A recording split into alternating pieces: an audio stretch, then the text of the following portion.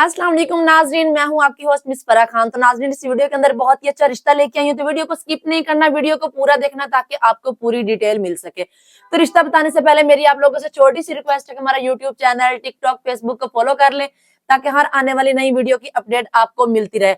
हमारा वीडियो बनाने का मकसद ही यही होता है, हम घर बैठे आप लोगों की हेल्प कर सके। तो ज्यादा से ज्यादा हमें शेयर करें ताकि ज्यादा से ज्यादा लोग हमें देखें और ज्यादा से ज्यादा लोगों को फायदा हासिल हो सके।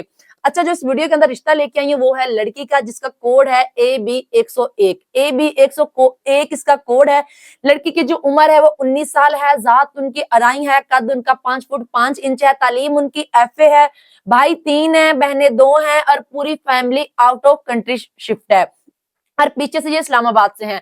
इनकी डिमांड है कि लड़का ये आउट ऑफ कंट्री में ही उसको सेटल करेंगे, उसको काम वगैरह भी करके देंगे, घर वगैरह भी वहां पे उनका अपना है, जो भी है। डिमांड इनकी यही है कि लड़का आउट ऑफ कंट्री में रहे। अगर कोई